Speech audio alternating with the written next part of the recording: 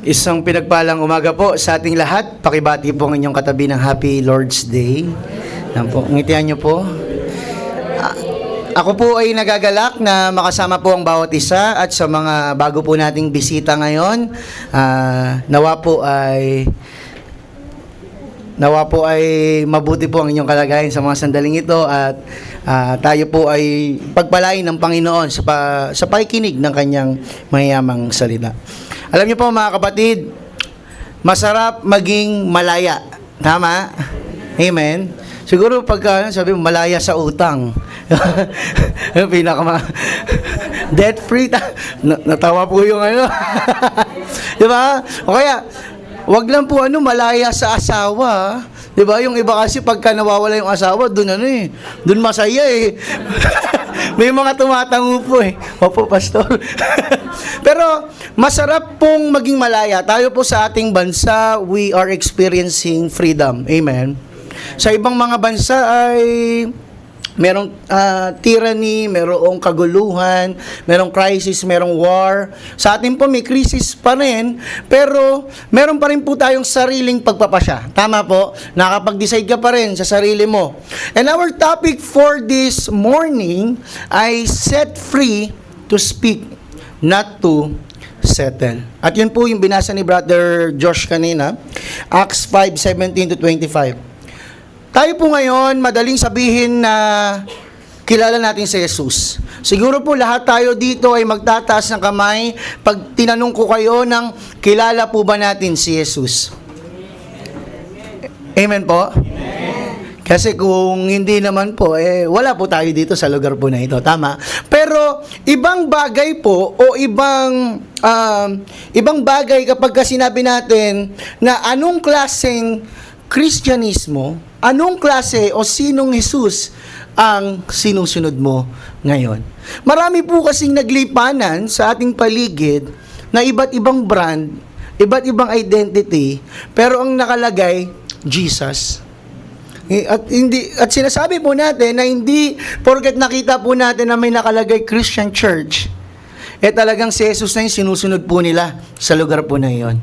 Kaya lagi po natin sasabi that lagi po tayong mag-iingat. At sabi nga po dito, what kind of Christianity are we following today? Marami pong naglipanan ngayon, ginagamit ng iglesia, ang church, sorry for the word po mga kapatid, para mang-scam. Para ginagamit ang pangalan ng Panginoong Hesus. And sometimes, yung mga popular na mensahe po na sinasabi para maengganyo kang pumunta sa loob ng church, God wants you to be comfortable. Tama naman po. Amen? Tama naman po. God wants you to be prosperous. Amen? Wala naman pong mali doon. But God wants you to be problem-free. Parang tama naman po, di ba? Dahil tayo mga anak niya. But is this the Christianity of the Scripture? Na kapag tayo po ba'y sumunod kay Jesus, guaranteed, wala na tayong problema? Sino po magsabi dito nung sumunod siya kay Jesus, na ubos na wala ang problema niya, na parang bula? Meron po ba? Yang katabi niyo po ba? Baka sangkatutak at sangkaterba po ang pagsubok natin. Tama? Pagpasok niyo pa lang dyan, dami niyo na pong iniisip. Alam niyo po, merong isang movement ngayon, that's the Word of Faith, the Word Faith movement. Sinape po nila kung paano tignan ng mga tao o yung pananaw patungkol sa Diyos. At alam niyo po ang nangyari, na parang ang Diyos po ay vending machine. Nakita na po kayo ng vending machine. Na kapag naghulog ka, pipili ka lang, parang gusto ko ng Pepsi ngayon. Pagkahulog mo, kung magkano man po yung hinulog nyo, pagka may pinindot ka, lalabas yung Pepsi. Na parang ganun po ang tingin natin sa Diyos. Na kapag tayo may pinag-pray, Lord, gusto ko ng ganito, in just one snap, ibibigay ng Panginoon. But God is not a vending machine. Hindi po siya genie. Alam niyo po yung genie, di ba? Yung lamp, tapos kinikis-kis po yung tapos may lalabas po na genie, tapos igagrant yung tatlong wish, di ba? Hindi po ganun ang Panginoon. He is not a vending machine for blessings, rather than a sovereign Lord calling us to mission.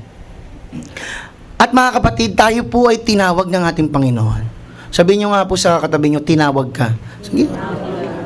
Hindi po ng mister mo, hindi ng anak mo, tinawag ka ng Panginoon.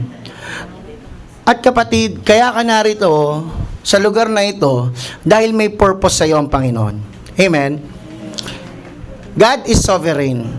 At kaya po tayo narito, hindi dahil aksidente lang na inilagay ka dito, napunta ka lang, na-invite ka lang, hindi. May plano ang Panginoon kung bakit ka narito. Maaring ikaw ay pagpunta mo dito, medyo napilitan ka pa, pero ang mahalaga po, nandito tayo. At may plano po ang Panginoon. Ang focus po ng ating pag-uusapan, next slide po, the text in focus, go stand in the temple and speak to the people all the words of this life. Kapag ang Kristyanismo po natin, kapag ang pagsunod po natin sa ating Panginoon ay doon lang po sa mga madadaling bagay, hindi po yun pagsunod. Amen? Ang pagsunod po may kaakibat na pagpapahirap, suffering, pagpapasakit. Kasama po yan. It may not be the Christianity of the Bible. Ito pong Acts 5:17-25, yung mga apostol po, nabilanggo po sila. Pero pinalaya po sila ng anghel. And they were sent back to preach, para mangaral. Pinalaya sila para mangaral. Tignan po natin, point number one, we will be opposed. Sabi po ng mga Gawa 5:17-18, labis na nainggit sa mga apostol ang pinakapunong pari at ang mga kasamahan niyang Saduseyo. Kaya't kumilos sila, dinakip nila mga apostol at ibinalanggo. Once na ikaw po ay lumalakad sa katotohanan ng Diyos, there will be opposition. Marami kang makakaaway. Tama? Nung una kang tumanggap sa Panginoon, marami nagsabi sa'yo, uy, di ba? Pagka umating ka pa lang, kunyari, lalo na po, siguro kapag taga rito ka, di ba? Taga rito po tayo sa Amelia. Pagpasok mo pa lang dyan sa Blue na Gate, uy, di ba? May mga natatawa po, di ba? Pero kapag ka ikaw ay nasa tama, kapag ka ikaw ay sumusunod sa Panginoon, tandaan po natin, marami po tayong makakaaway. Amen? There will be opposition. Marami kang maranasang pagsubok. Sabi ng iba, Pastor, bakit nung kailan tumanggap ako sa Panginoon, dun pa parang mas dumami yung pagsubok ko? Parang, Lord, ang unfair naman kung kailan sumusunod ako sa iyo. Pero, mga kapatid, katulad po dito, si Apostol Pedro at ang mga kasama niya po, may persecution, may opposition. Pero anong ginawa po ng Panginoon? Nagpadala siya ng anghel. Amen? Pinalaya niya po yung mga apostol. Mga kapatid, kung tunay tayong sumusunod sa Panginoon, lumalakad sa Kanya, He will set us free. Amen? Ano man po yung pinagdaraanan po natin. Ano man po yung mga bagay na kumakalaban sa atin, tao man yan, bagay man yan, sitwasyon, if we are in the truth, God will set us free. Amen? Panghawakan po natin yan, mga kapatid. The nature of opposition is this. Yung opposition po ng mga tao at lalo tigit ng mga Saduseyo at ng punong pari ay dahil lamang po sa inggit, jealousy. Opposition from religious leaders was driven by jealousy, not righteousness. The high priest and Sadducees acted out of envy, not truth. Nainggit po sila Bakit? Yung mga tao kila Pedro na nakikinig, marami ng followers. Kumbaga sa atin ngayon, 'di ba, sa social media. 1,000 na yung followers ni Pedro, yung punong pari, 20 pa lang. 'Di ba? Kumbaga, makikita po natin that dahil nainggit sila because they were yung envy na naramdaman nila sa kanilang puso, ano pong ginawa nila? Pinakulong po nila sila Pedro. And the reality of the opposition, tandaan po natin, opposition is natural. Sabihin niyo po sa katabi niyo, natural yan. Natural, may maiinggit sa'yo. Tama. Pagka binibless ka ng Lord, uy, si ano, nakabili ng bagong rep ah. Saan galing yun? Di ba? Kapag ka binibless ka ng Lord, kapag may binibigay sa iyo ang Panginoon, yung paligid natin, naturally, pwede yung mainggit, pwede yung magtaka, magtanong, pero wag po tayo papadaig. Amen? Kapag ka sumusunod ka sa Panginoon, marami kang makakaaway. Baka nga sarili mong asawa, anak, makaaway mo pag sumunod ka sa Panginoon. Pero, sunod lang po tayo sa Panginoon. That's the key. Sumunod sa Panginoon. Their anger was not primarily doctrinal. It was jealousy because the apostle were gaining influence among the people. And that's the power of influence. Ang sabi po ng ibang mga churches, ibang mga paniniwala, ibang mga denomination, if you obey God, pag sumunod ka kay Lord, everything will go smooth. Pero ganun po ba? Kasi kung ganun po, hindi na po sana naghirap, nakulong, maging ang ating Panginoong Hesus, tama po yun, ang mga apostol, dahil sa kanilang pananampalataya. Kung ganun po ang basihan po natin, lahat po ng mga apostol may sariling ekta-ektaryang lupain at sila po ay may mga bakasyunan. Pero hindi po ganun eh. Not everything will go smooth kapag sumunod ka sa Panginoon. Pero ang mahalaga, kasama po natin ang Panginoon. Amen? God will empower us. Persecution sa Book of Acts, ipinapakita po nito na ang opposition, inggit, persecution, mga kaaway, natural lang yan. Pag nasa tama ka na, may mga taong magsasabi sa iyo na, "Uy, masyado naman na itong banal, masyado nang malinis, masyado nang ganito, ganyan." Marami pong masasabi ang tao at maging si Satanas, ang kaaway, gagawa siya ng paraan para hindi ka makapag-church, hindi ka umattend. Kaninang ganda po ng kanta natin, Friend of God. We are friends of God. Dati, friends kayo ni Satan di ba? Sanggang dikit pa kayo di ba? Dikit pa. Pero dahil ngayon na friend ka na ni Lord, syempre may magsiselos. Sino po magselos? Syempre yung dati mong kaibigan, si Taning. Tama? Dating kaibigan ko to Kaibigan na ni Jesus ngayon bigyan ko nga ng problema para hindi makapag-church. Opposition will come, persecution will come. Pero our reaction, our response, ang magpapakita kung tunay po tayong sumusunod, kung tunay po tayong lumalapit sa Panginoon. Amen? Sabi po dito, the reality of opposition. Sabi ng Bible For it has been granted to you on behalf of Christ not only to believe in Him, but also to suffer for Him. Hindi ko naman po sinasabing puro paghihirap na po yung maranasan natin pag tayo'y sumunod sa Panginoon. Pero kasama pa rin po yung mga paghihirap, pero may blessing after that. Amen? When there's obedience, there's blessing. Baka ang kala po nating blessing ay nakakaon lang sa, Lord, naka-suitcase ba yan? Nakamaleta po ba yan? Na may 40 million sa loob? Sa mga nanonood po dyan ng di ba? Mga maleta po, 40 million. Grabe, yung pala yung kasya sa maleta. Di ba? Pero hindi lamang po pagpapala ang tatanggapin natin. Minsan po pagpapalo. Di ba? Minsan papaluin ka ng Panginoon. At sumunod ka, anak. Sumunod ka. Hindi lang po mga pagpapala ang tatanggapin natin. A lot of endurance ang kailangan po nating gawin. God will not eliminate persecution, challenges. But God will guide us through the challenges. Alam niyo po, next slide.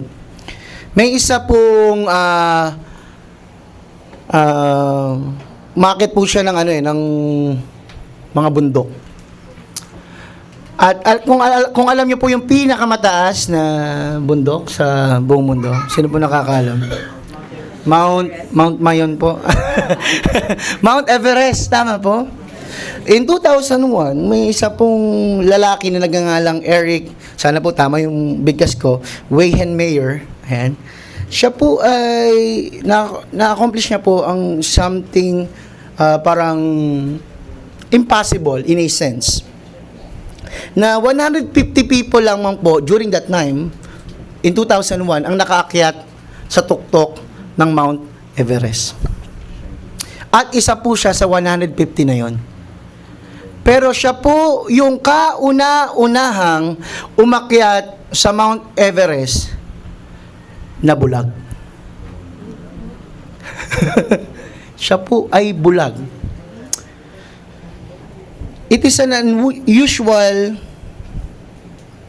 dahil siya po ay may disease na unti-unti pong lumalabo ang kanyang mata, and at the age of 13, siya po ay completely blind. Pero hindi niya po hinayaan sa kanyang buhay na mahadlangan yung kanyang pangarap, yung kanyang desire na makaakyat sa pinakamataas, sa tuktok ng pinakamataas na bundok. At yun yung Mount Everest. Siya po yung kauna-unahan. He didn't let any opposition, any hindrances o balakid ang makahadlang sa kanya para makaakyat dun sa tuktok. And many times we face a choice. Tayo po, tutuloy ko ba, Lord, o tigilan ko na muna?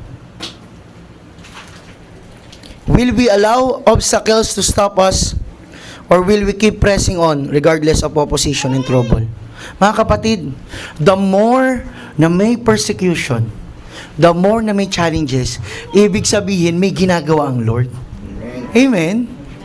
Kapag kami pagsubok, ulitin ko po, para po maintindihan po natin, kapag ikaw nakakaranas ng pagsubok, persecution, challenges, ibig sabihin may ginagawa sa iyo ang Panginoon.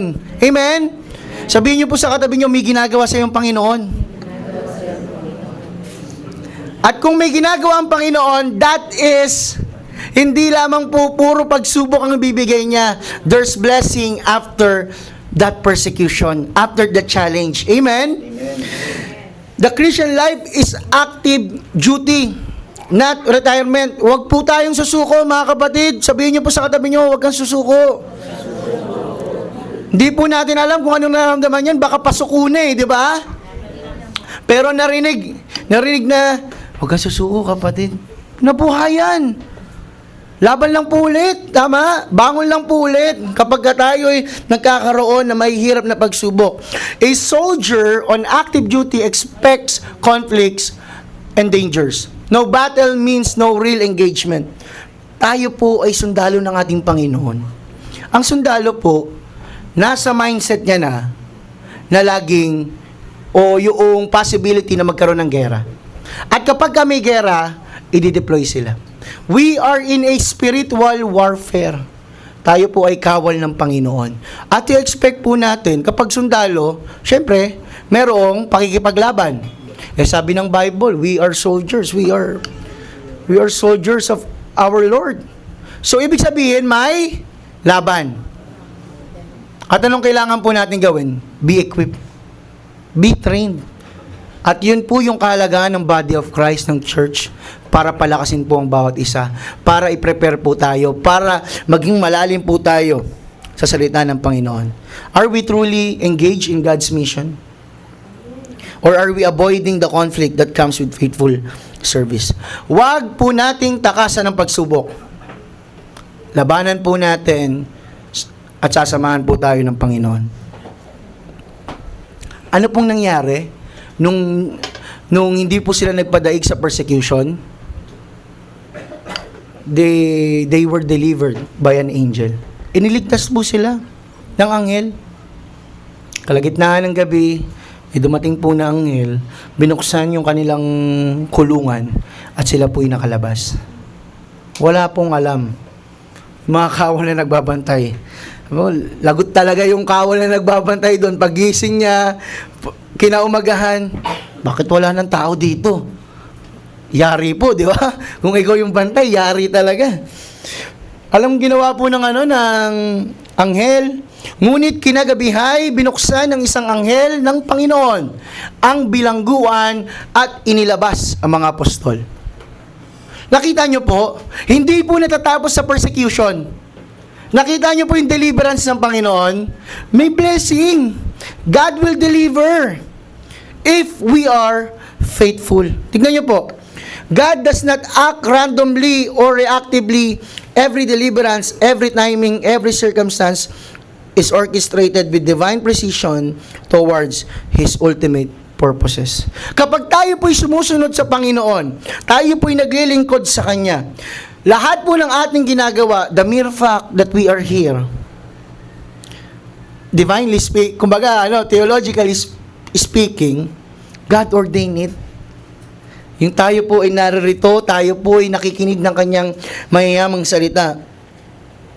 Huwag po tayong mawalan ng manghina, mawalan ng lakas ng loob kapag tayo po ay nakakaranas sa pagsubok. Bakit po? Ito po sana maging hindi lang paalala sa atin, kundi pagpapalakas, a source of encouragement. Sabi po ng Romans 8:28, sino pong nakakaalam ng Romans 8:28? And we know that in all things, God works for the good of those who love Him, who have been called according to His purpose. All things work together for good. Amen? Lahat ng nangyayari sa buhay natin, God is using that for our own benefit. Ano mang pong season meron tayo, noong Wednesday po prayer meeting, may sinabi po ako na Valley of Baca. Hindi po Baca, Valley of Baca, it is a place. Baca means weeping. It is a place that is so dry, sobrang tuyo, tagtuyot. Wala kang makitang kahit anong tubig.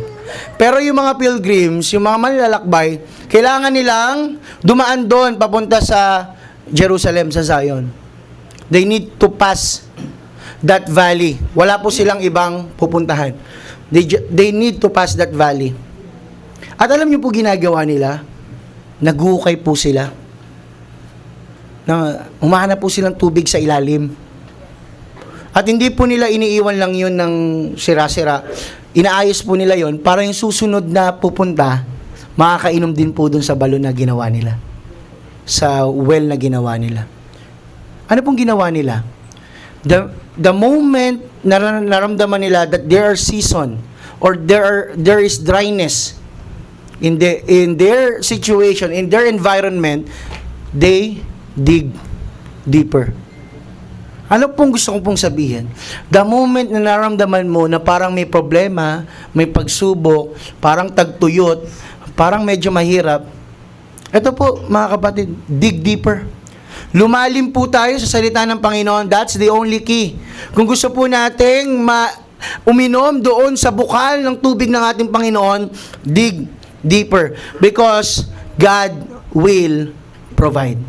Amen? Sabihin nyo nga po, God will provide. God will provide. Isa pa nga po, parang di po kayo kumbinsido eh. God will provide. Amen? Amen. And that is the providence of the Lord. Alam niyo po, may isang bumbero, natrap po siya sa sunog. Natrap po siya. And then medyo sugatan na po siya, ganyan. Niligtas po siya ng mga kasama niya. Kung tayo po yun, kung ikaw yung bumbero, pahinga na muna ako. Di ba? Medyo may sugat ako, ganyan. Pero ano pong ginawa niya? Bumalik po siya. Sumama po siya ulit at tumulong dun sa mga kapwa niya bumbero. Because ang nasa isip niya, ito yung calling ko. Ito yung sinumpaan kong trabaho. This is my responsibility. Sabi niya, babalik ako. Sasamahan ko yung mga kasama kong bumbero. because this is my calling. Embrace your calling, mga kapatid. Embrace it. Yung mga apostol po, hindi po nila hinayaan na yung sitwasyon nila ay magpasuko sa kanila. They embrace their calling. A firefighter rescued from a fire goes back in to save others. Tandaan po natin, when God delivers you from the flames, He doesn't send you home. He sends you back in to rescue others still trapped. Anong gusto ko pong sabihin? Tayo po ay minsang nabuhay sa dilim. O yung iba po ay nabuhay sa mga ilaw na kumukuti-kutitap. Minsan po tayo nabuhay sa dilim. Minsan po tayong nabuhay na malayo sa Panginoon. And God rescued us. Tama po? Iniligtas po tayo ng Panginoon. Parang ang damot naman po natin kung hindi natin tutulungan yung iba na maligtas din sa same scenario na naranasan po natin. Amen? Be it one friend, one family member, one co-worker, isa po. I challenge you, dalhin nyo po sa anniversary ng church natin. I challenge everyone. Isa lang po, mga youth, isa lang. Mga nanay, mga tatay, mga kapatid, isa lang po. God rescued us from the fire.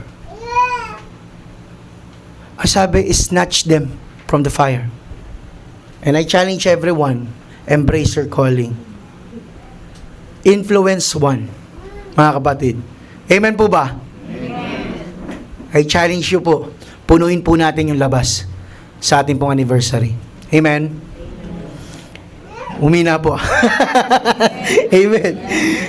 And lastly, kaya ko po sinabi yon because we must be commissioned.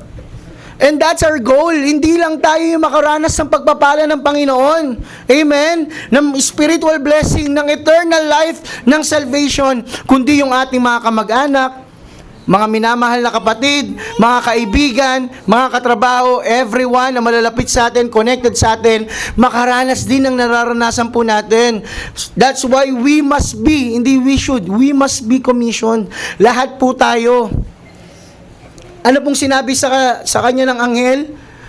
Kila Pedro, ng mga nakulong, pumunta kayo sa templo at ipahayag sa mga tao ang lahat ng bagay tungkol sa bagong pamumuhay na ito.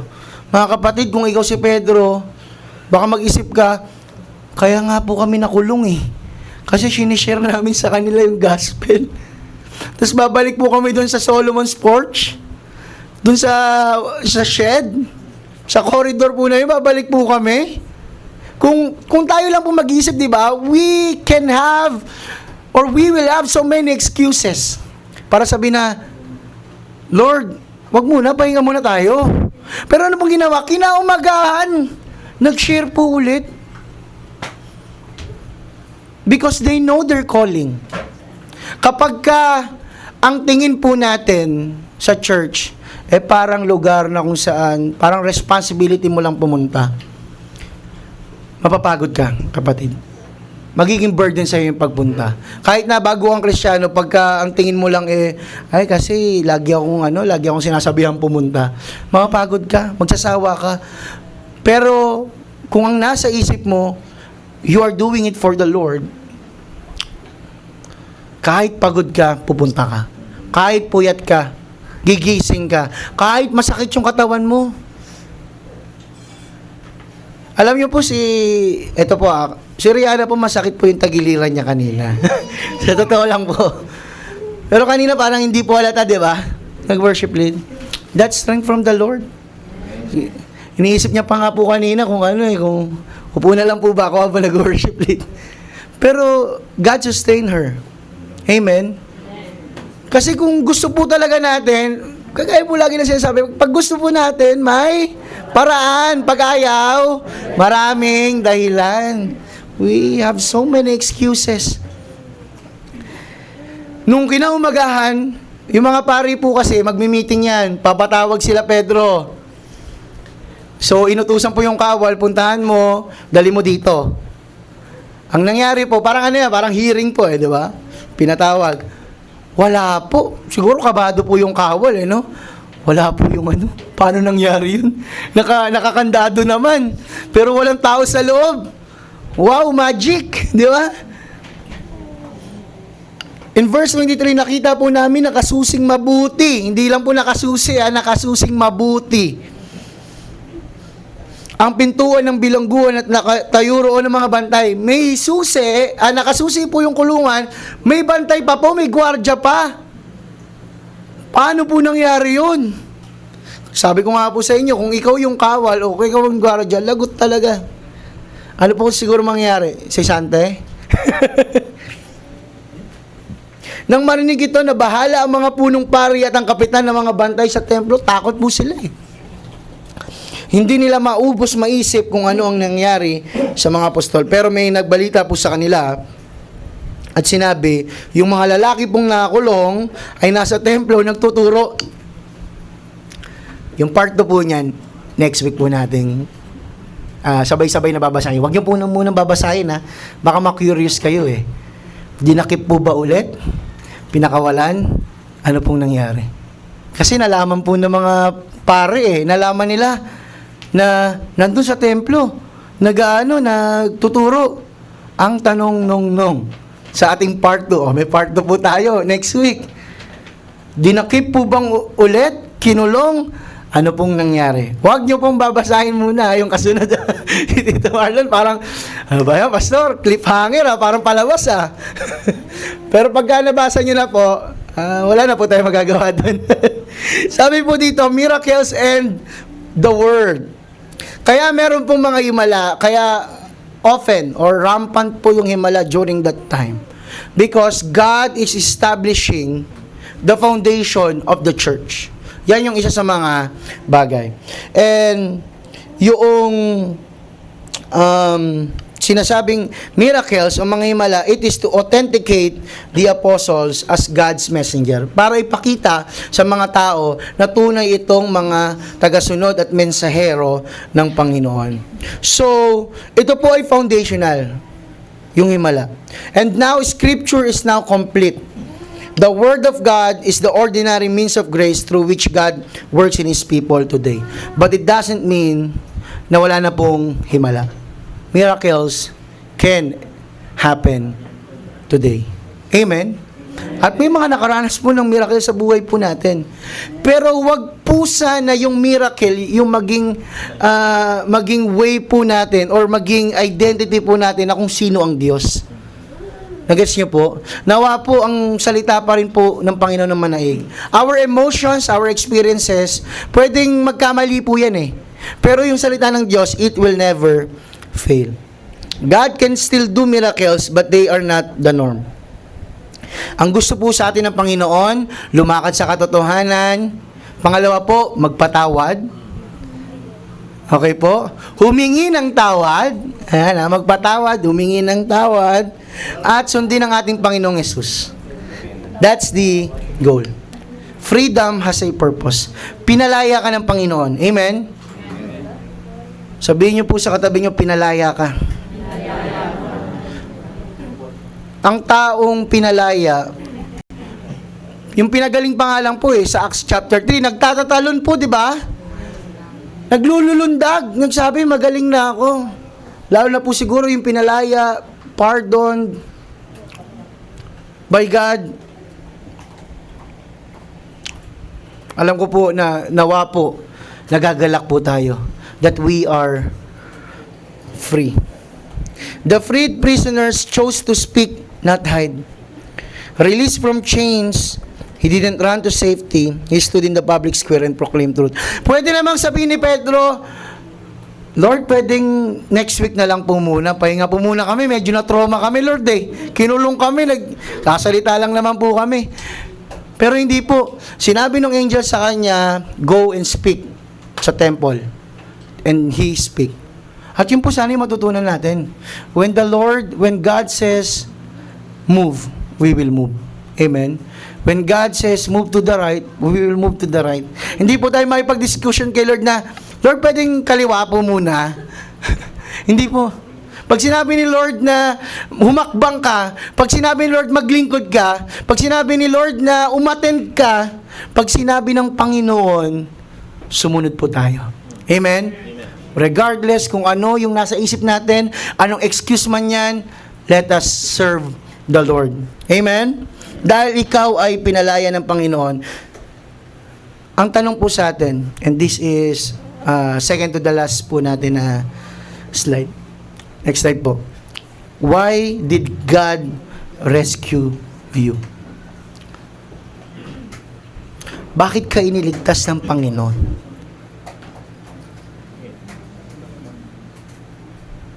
Bakit hanggang ngayon, narito ka pa rin sa mundong ito? Bakit hanggang ngayon, may lakas ka pa rin? Bakit hanggang ngayon, ginising ka pa rin niya kanina? Bakit? Natanong niyo na po ba? Why did God rescue you? Marami pong ginawang answered prayer ang Panginoon. Amen. Marami po. Kulang po ang ating mga daliri para bilangin. And God delivers you. But God did not rescue us hindi lang para maging comfortable, maging komportable. Sometimes we will experience persecutions, mga paghihirap. Mahihirapan tayo.